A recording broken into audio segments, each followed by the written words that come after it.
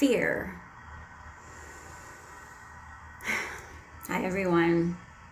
Welcome to State of the Heart. I'm so happy you're here. Your noises. If this is your first time joining me, welcome. So, State of Heart is a series where we explore one emotion at a time. Not to judge it, not to fix it, but just to understand it. Because every emotion has something to teach us, if you're willing to listen. So, I pick a card of the emotion, and today's card is fear. At first glance, this card, may not seem like much. It's just a word, little artwork, little inspiration. But around here, this card isn't the destination. It's simply the doorway. So before we look inward, I'd like us to look upward, as I always say. For thousands of years, people have looked up to the sky for meaning. Astronomers have studied it to understand our universe. Farmers have watched it to know when to plant and harvest. And sailors use it to navigate oceans.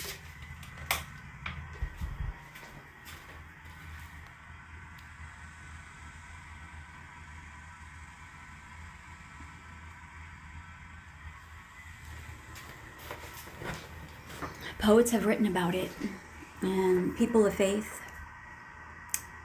have looked to the heavens with awe. So astronomers have used it, I wish that tree wasn't there, as a symbolic language for reflection.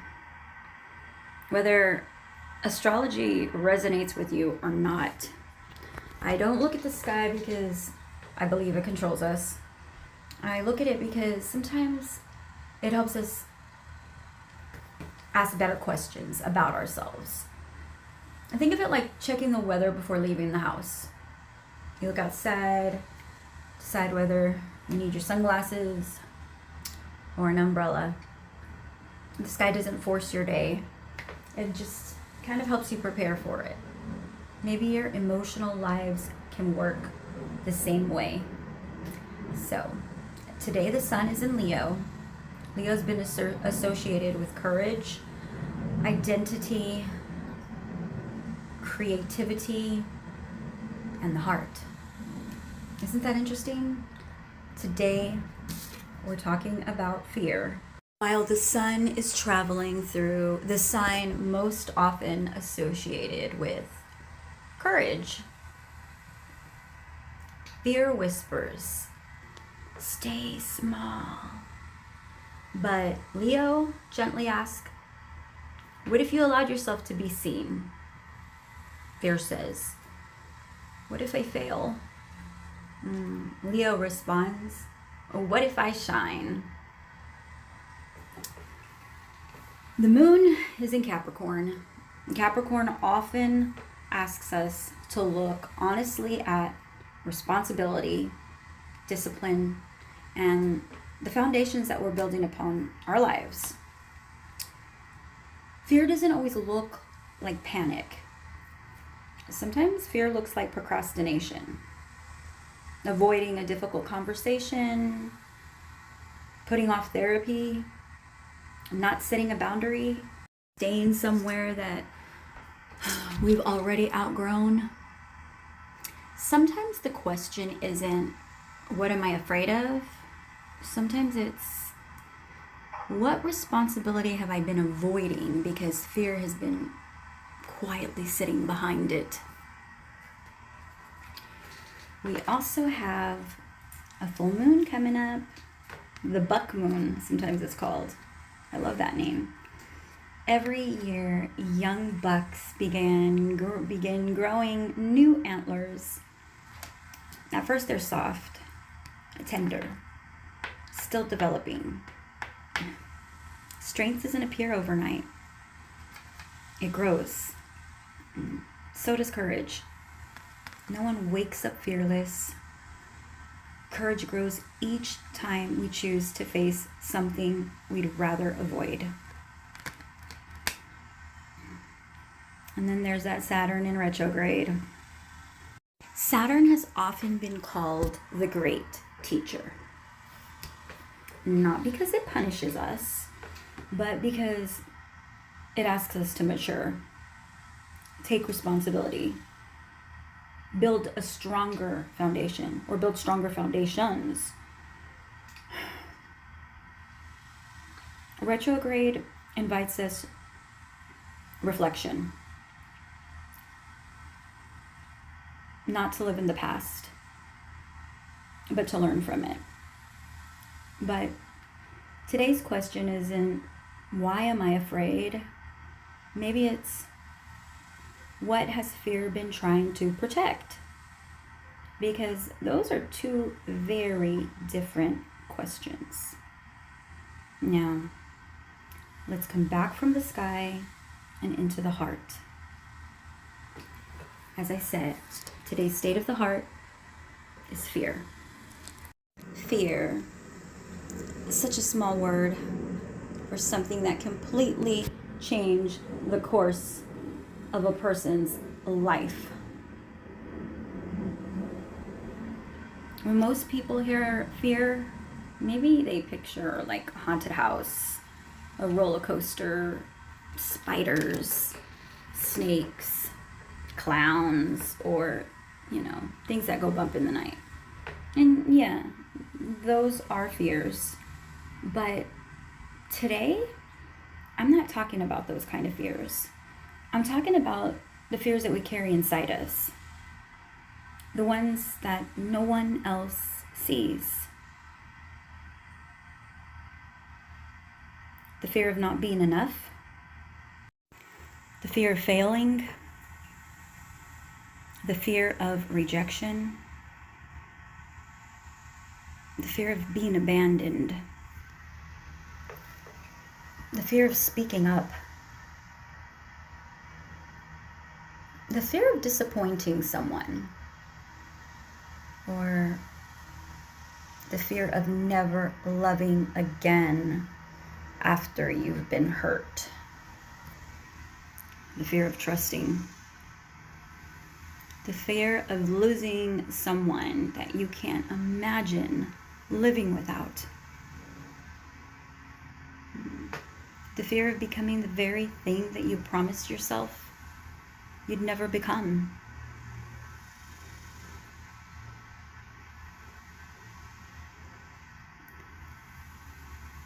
Fear doesn't always scream.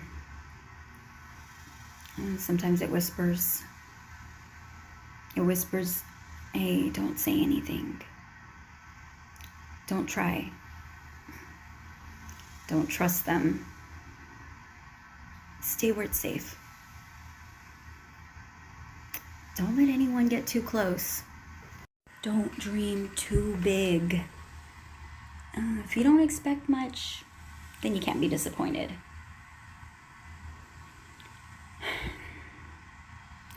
The strange thing about fear is that it isn't our enemy.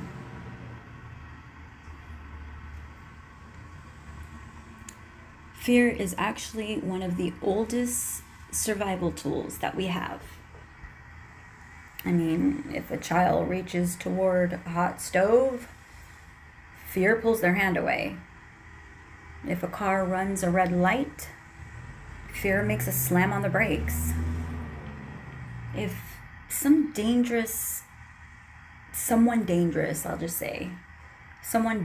walks toward us, fear tells us, hey, gotta pay attention.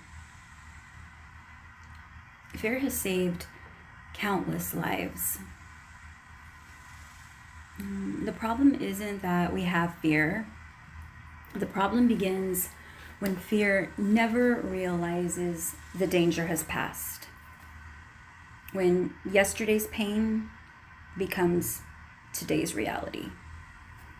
When an old wound convinces us that every new person is the one who will hurt us. When one betrayal teaches us to question every act of kindness. When one terrible moment begins writing the story for the rest of our lives. That's when fear quietly changes. It stops protecting us from danger and begins protecting us from life itself. When I think about fear, I don't think about monsters under the bed. I think about one day when I was 18 years old and everything I believed about safety changed. That's the day fear stopped being an idea and became something my body would remember. I want to share something with you. Not because I want you to feel sorry for me, but because I think some of you may recognize pieces of yourself in my story. When I was 18 years old, I was kidnapped by someone I had never met before, a complete stranger. In just a matter of moments, my entire world changed. People often ask themselves, what would I do if something like that happened? The truth is, none of us ever really know. We imagine ourselves being brave. We imagine ourselves fighting. And we imagine ourselves knowing exactly what to do. But if fear doesn't ask for permission before it arrives, it simply takes over. I fought with everything I had. I remember being hit. I remember being punched. I remember being choked. And I remember wondering, how much more can my face take? I remember trying to breathe and wondering if I was ever going to get another breath. It's amazing how quickly life changes in those moments. You stop thinking about next week or next year, and you just start thinking, am I going to survive today?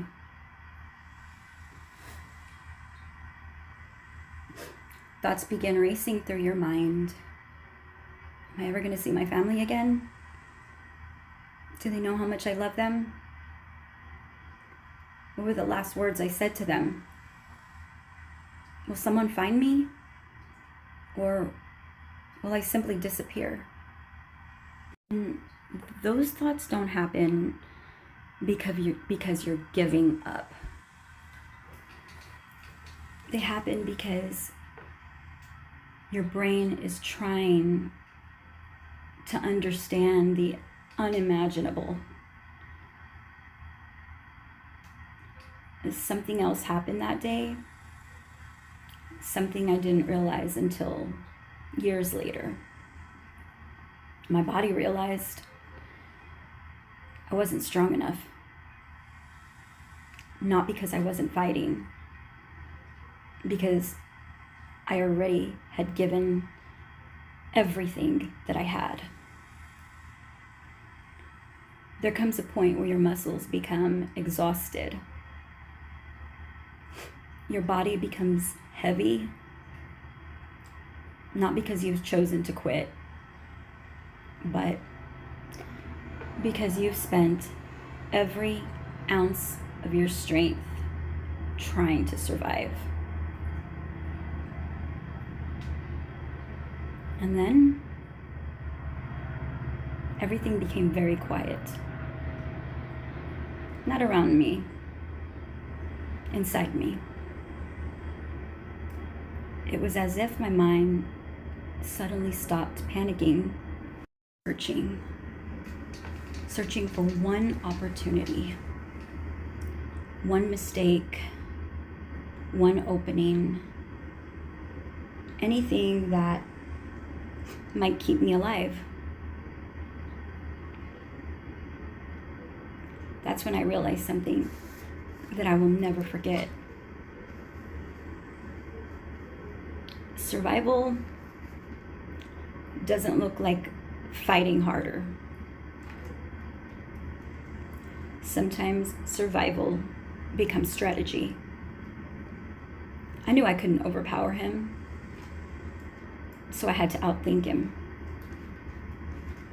I spoke calmly, I pretended everything was okay.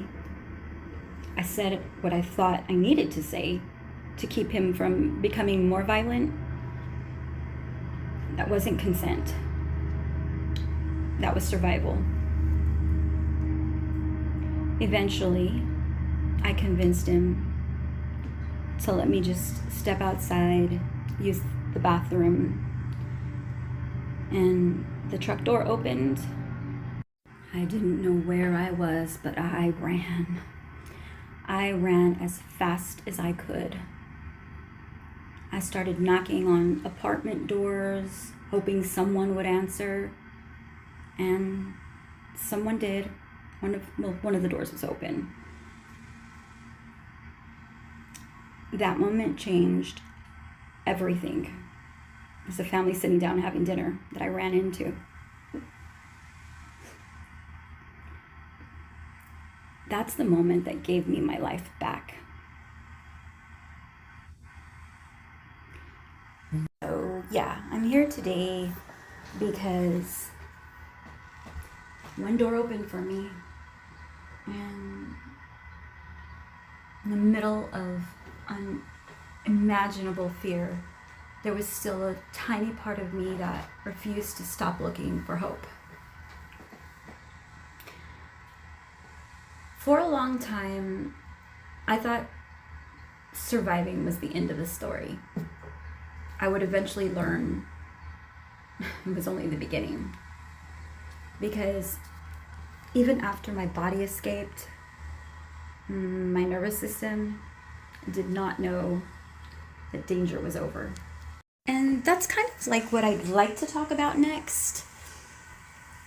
When the danger's over, but your body doesn't know. If you've never experienced trauma, something I'm about to say may surprise you. The moment ended, but my body's response to that moment didn't.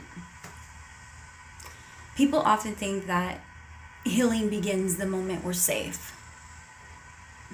I wish it worked that way. And sometimes our bodies arrive at safety long before our minds do. Have you ever noticed how a loud noise can make you jump? Or how the smell of a perfume, a particular song, can suddenly bring back memories that you haven't even thought about in years? That's because our brains are incredible. They're constantly asking one question: how do I keep this person alive after trauma? The brain becomes an incredible student. It starts collecting information. Pay attention to people's hands. Watch the exits. Listen to someone's change in their voice. Notice who's walking behind you. Notice who's standing too close. Read every facial expression. Always have a plan. Always know the quickest way out. For me, that became normal. I didn't even realize I was doing it. I'd walk into a room And without thinking, I already know where every exit was. I noticed who was angry, who seemed calm, who made me feel uneasy. My brain was not trying to make my life difficult. It was trying to make sure I survived. Here's the heartbreaking part. Your brain doesn't always know the difference between something that feels familiar and something that's actually dangerous. Those aren't the same thing. One painful experience can cast a shadow over hundreds of innocent moments, and one betrayal can make kindness feel suspicious. One heartbreak can make love feel dangerous.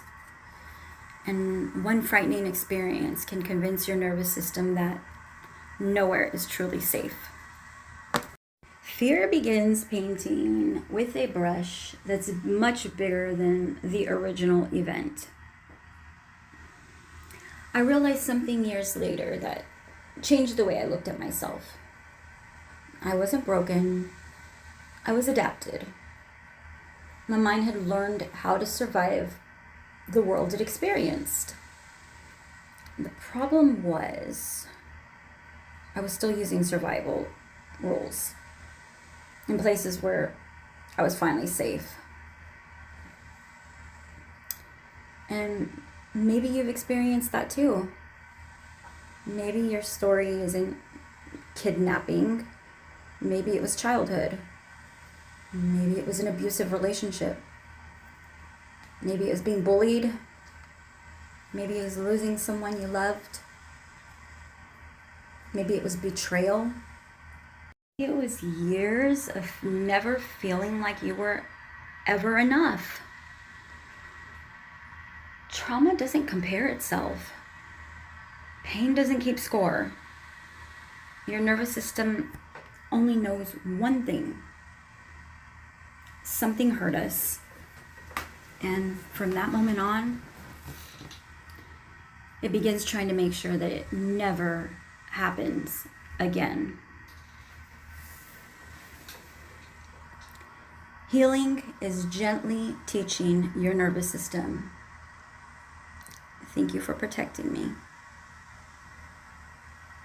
But today is not yesterday. We're safe now. And sometimes that may be the bravest conversation that we will ever have with ourselves. This is black obsidian. Whenever I talk about crystals, I like to begin the same way. I don't believe a crystal erases trauma. I don't believe it magically removes fear. If healing were that simple, none of us would still be carrying old wounds. But throughout history, people have found meaning in the natural world. A sunrise reminds us that darkness doesn't last forever. And the changing seasons remind us that life is always moving. A mountain reminds us of strength, and the ocean reminds us of depth. And sometimes a simple stone can become a reminder of something our heart needs to remember. That's how I think about crystals. Not as shortcuts, but as symbols.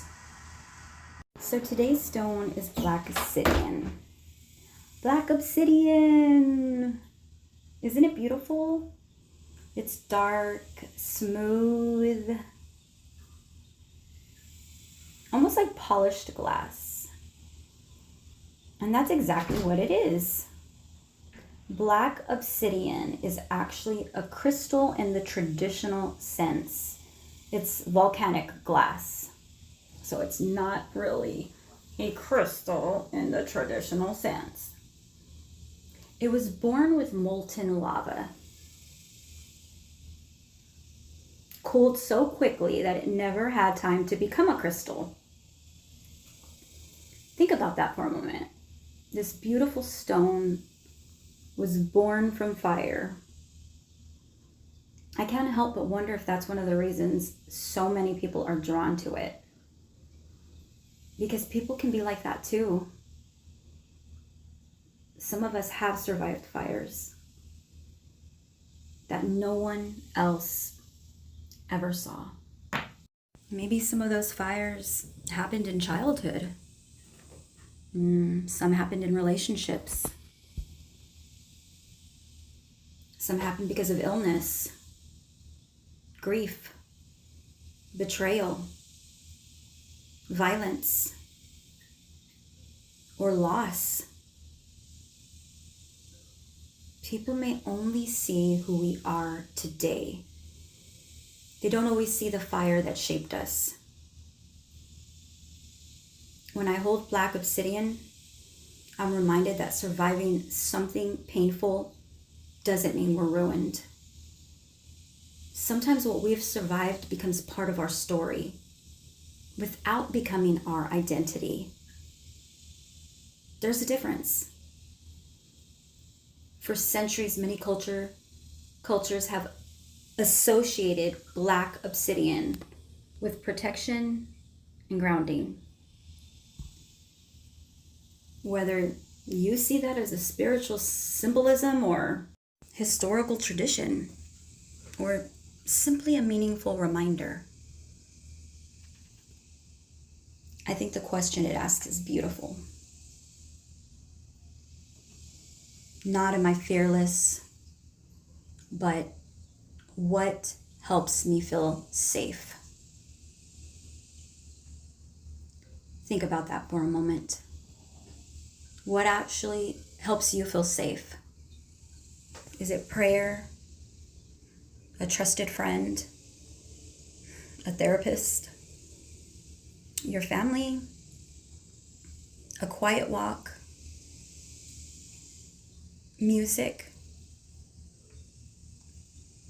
journaling, holding someone's hand, sitting beside the ocean, taking a deep breath. Healing doesn't begin when fear disappears. Healing begins when we create enough safety. That fear no longer has to carry the entire weight of protecting us. And maybe that's why this stone speaks to me today. Not because it promises that nothing bad will ever happen again, but because it reminds me that everything I've lived through, I can still build a life where safety isn't just something I hope for. It's something I intentionally create. Maybe that's the real invitation of fear. Not to ask, how do I stop being afraid? But to ask, what do I need to feel safe enough to live? And for me, that question changed everything. Before we finish today, I want you to take one more look at this card. Not the word, the colors. At first glance, you might think there's simply beautiful shades of blue, indigo, purple, and black.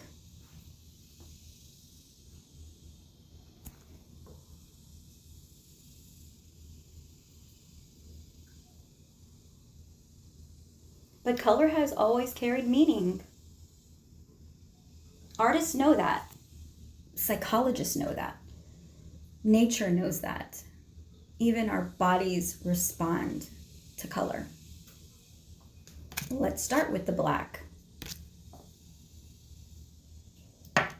Black often reminds us of the unknown.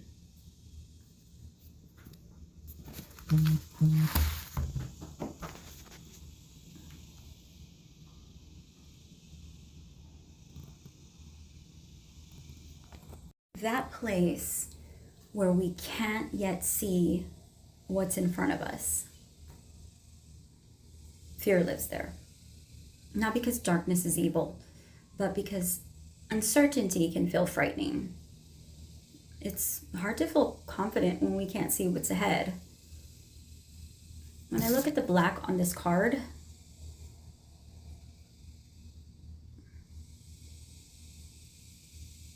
I'm reminded of the root chakra. The root chakra is associated with safety, security, stability, and feeling grounded.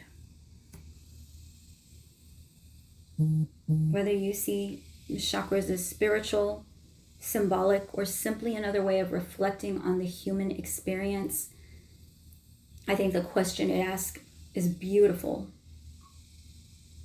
Do I feel safe? Not just physically, emotionally, mentally, spiritually. Do I have a place where I can simply exhale? Now, look at that deep indigo. Indigo has long been associated with intuition, that quiet inner knowing, the voice inside us that often whispers before it ever shouts. Fear can make that difficult to hear when we're overwhelmed. Everything starts sounding like danger. And sometimes healing is learning the difference between our intuition and our anxiety. They sound similar, but they're not the same. When we see the beautiful blue, blue has always reminded me of the sky, the ocean, and the breath. It's often connected with the throat chakra. Communication, truth, expression. How many times has fear stolen our voice? How many times have we stayed quiet? Especially when we wanted to speak. How many apologies have we accepted because we were afraid to ask for better?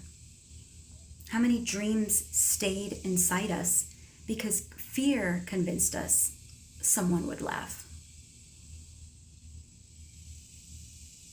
Fear doesn't always silence us completely. Sometimes it simply teaches us to whisper. And then there's the purple. Purple has long been associated with wisdom, transformation, and seeing life from a higher perspective. It's actually my favorite color. I love that this card doesn't leave us in black. It moves through the blue to the purple, almost like quietly reminding us the fear doesn't have to be where our story ends. Sometimes the very thing that once terrified us becomes the place where we will eventually discover our greatest compassion, our deepest wisdom, and our strongest voice.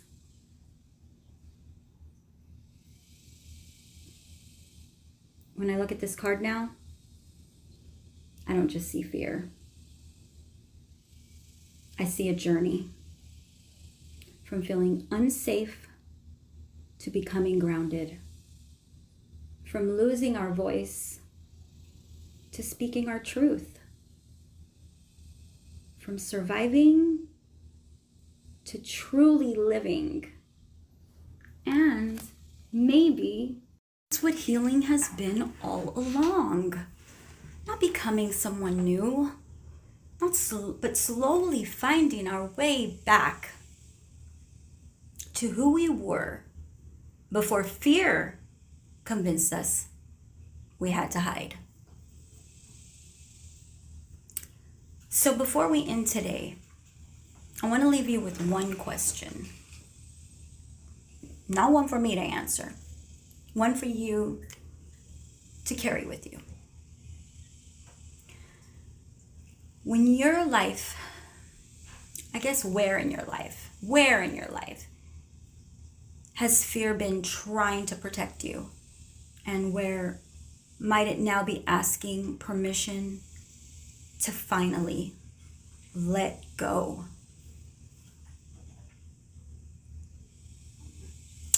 Thank you for spending time with me. Thank you for trusting me with your heart and allowing me to share a piece of mine. Until next time, take gentle care of yourself. And remember, every emotion has something to teach us, if you're willing to listen.